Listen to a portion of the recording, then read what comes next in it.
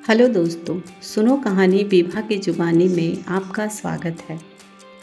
आज की कहानी है विश्वास की डोर का अंतिम भाग। साल की शुरुआत में रमन का चेहरा देखकर सुबह उठेगी, मन ही मन में निकिता ने कामों के ढेर सारी लिस्ट तैयार कर ली, जिसमें रमन के लिए फेवरेट खीर बनाना पहले नंबर पे था। काम निपटा कर आज उसने सिल्क की लाल बॉर्डर की साड़ी पहनी, माथे पर सिंदूर की बिंदी लगाई और अंत में रमन की पसंदीदा परफ्यूम भी। ऑफिस लेट से पहुंची तो ऑफिस के कॉरिडोर पर देखते ही अभिनय ने टोका, आज तो मदर इंडिया लग रहे हो। साड़ी और सिंदूर काफ़ी सूट करता है आप पर। आज कुछ खास है? यह कटास था या कॉम्प्लीमेंट निकिता को समझ नहीं आया, पर उसने इतला कर जवाब दिया, शाम की ट्रेन से पतिदेव आ रहे हैं ना, तो आज ऑफिस आने की क्या ज़रूरत थी? ऑफिस तो आई ही साथ में, या भीगा भीगा मौसम क्यों ले आई? आप तो ठंड पड़वा कर ही दम लोगी। आज लंच पर कुछ पीने बाहर चले? मुस्कुराते हुए अभिनय ने पूछा। कॉफ़ी? निकिता चिढ़ गई। नहीं, सूप। आहा, जाने कब से आपसे एक कप कॉफ़ी के लिए कह रहा हूँ, क्या दोस्तों के लिए इतना भी नहीं कर सकती? अभिनव ने मुंह बनाया। निकिता जवाब दिए बिना मुस्कुराई और अपना आंचल लहराते हुए अपनी कैबिन में चल दी। रमन की याद में डूबते उतरते आज तो उसका किसी काम में मन न लगा। सुबह से जाने कितनी बार निकिता रेलवे इंक्वायरी से गोल्डन टेम्पल एक्सप्रेस के राइट टाइम का पता लगा चुकी है। कई बार अपने पर्स से आईना निकाल कर अपने को निहार चुकी है।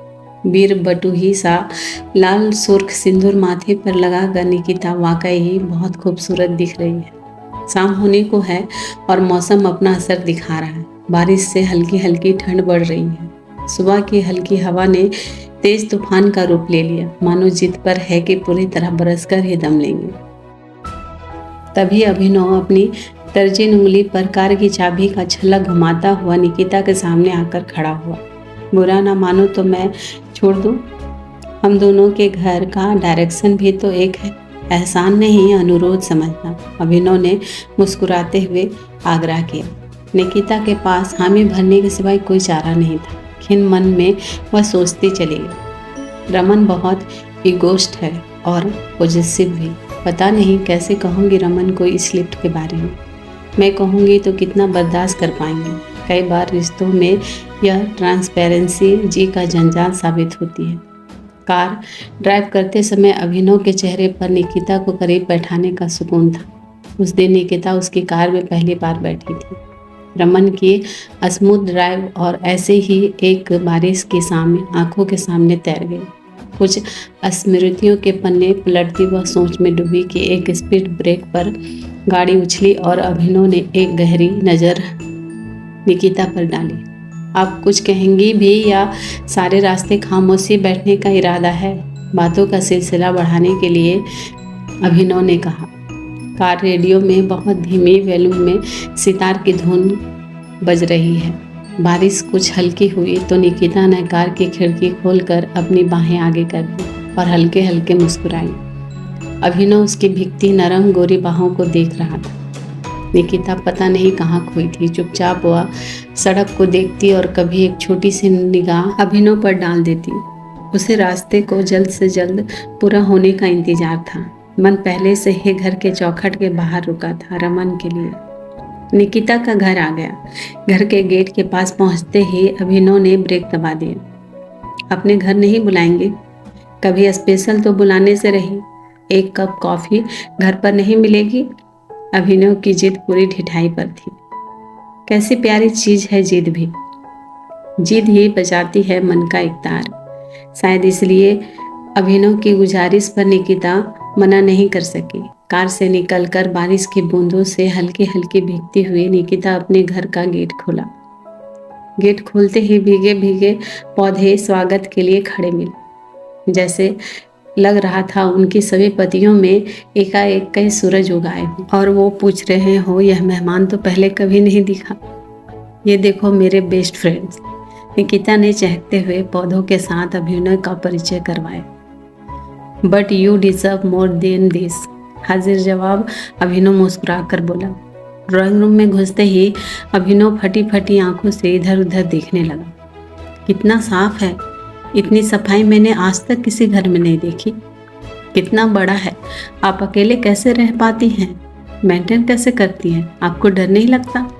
एकाएक उसके सवालों की झाड़ी रुक गई। निकिता और रमन की एक फोटो के आगे रुककर उसने पूछा, शादी को कितने साल हो गए? 10 साल। 8 साल दोस्ती और 2 साल शादी, निकिता ने मुस्कुराकर जवाब दिया। अभिनव के सारे सवालों के जवाब निकिता ने मुस्कुराकर दिया। वह जानती थी कि दिल्ली जैसे शहर में अकेले रहना, घर चलाना, कमाना, संचय करना, रातों को डर, छटपटाहट, पड़ोसियों की फुसफुसाहट, सभी कुछ इस घर में शामिल है। इन सबको एक साथ अकेले भोगना कितना मुश्किल है, जिसके बारे में घर में आए किसी तीसरे व्यक्ति को भनक भी नहीं लगनी चाहिए।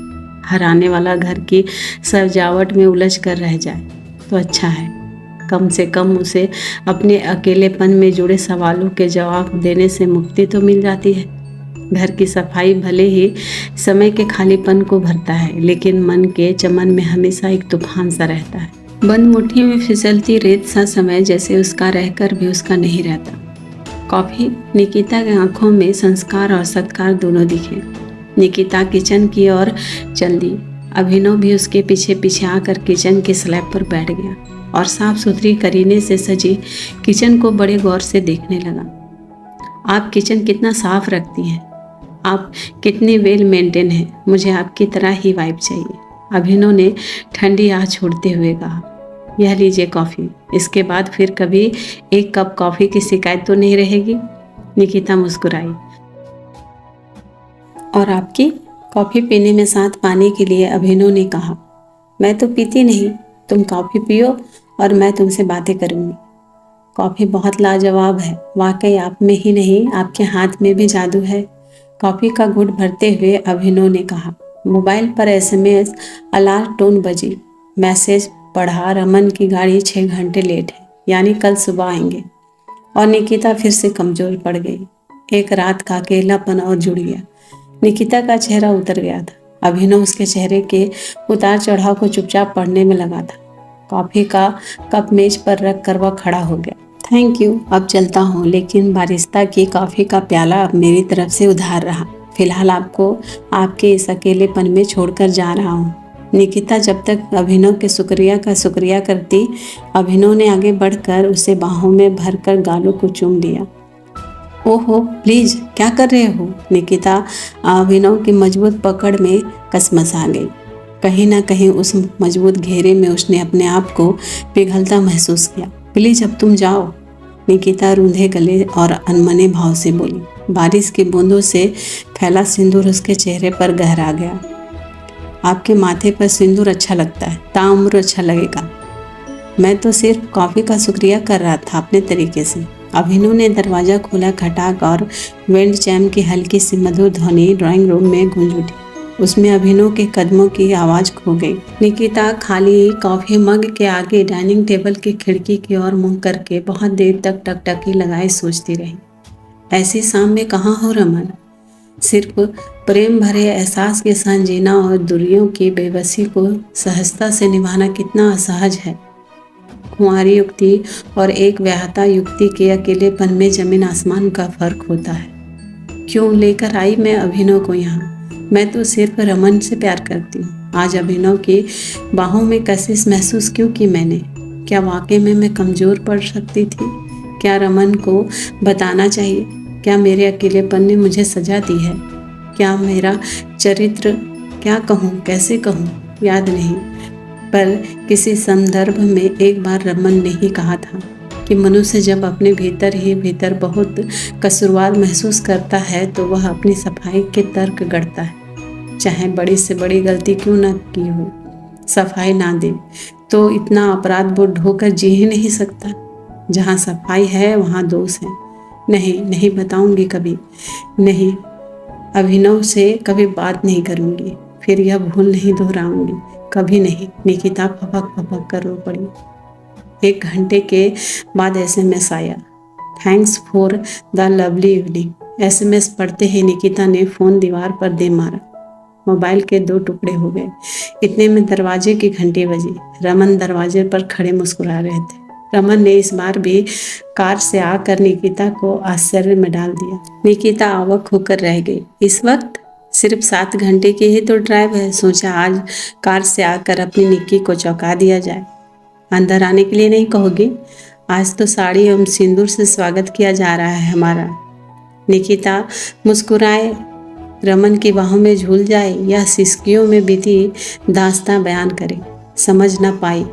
मोबाइल के 2 टुकड़े देखकर रमन को कुछ संदेह हुआ। उसे जोड़ा और फिर मोबाइल के मैसेज उलटते पलटते रहे। निकिता सुबक रही थी। मैसेज पढ़ते हुए रमन ने निकिता को कुछ अजीब सी नज़रों से देखा, जिसमें संदेह, असुरक्षा और खेद के मिले जुले भाव थे। लेकिन अगले ही पल रमन की आंखों में नमी उतर आई। बड़ी देर से भीतर ही भीतर एक आवेग घुमड़ रहा था, जो अपने को रमन की बाहों में छोड़ते ही फूट पड़ा। रमन उसकी पीठ, उसके कंधे और बालों को सहलाते रहे, उसे सांत्वना देते रहे। क्या था उस सांत्वना भरी स्पर्श में कि निकिता को लगा जैसे उसके भीतर पल रहे सारे तनाव अपने आप ढीले होते जा रहे हैं, सारे द्वंद्व अपने आप गलते जा रहे हैं। सभी कुछ जैसे सहज और सुगम हो उठा। कसूर मेरा है निक्की, लॉन्ग डिस्टेंस मैरिज के ये साइड इफेक्ट हैं और सज़ा तुम किस तरह भुगत रही हो। गुनहगार और शुक्रगुजार दोनों हो तुम्हारा। मेरे लिए अपने को संभाल कर रखती हो, मेरा विश्वास बनाए रखती हो। जानता हूँ कठिन है। धैर्य की परीक्षा तभी होती है जब धैर्य टूट रहा होता है। निकिता ने रमन की आंखों में इस बारिश में भी नारियल पानी सी मीठी धूप और समंदर तट के बालू की हल्की चमक देखी। गर्माहट, प्यार, खुशी और उम्मीद जगी। मन किया कि भूल जाए सभी कुछ और याद रखे बस इतना कि जिंदगी की बची हरियाली के लिए उसे रमन के साथ मिलकर गेहूं के बालियां रोपनी। वह दौड़कर रमन से लिपट गई। चलो उठो, इसी वक्त कहीं चलते हैं। रमन अपनी निक्की का हाथ थामे लॉन्ग ड्राइव के लिए निकल पड़ा। कुछ ही देर में रमन की कार सड़क पर दौड़ रही थी। खामोश निकिता कार की खिड़की से बारिश की रिमझिम देखती रही।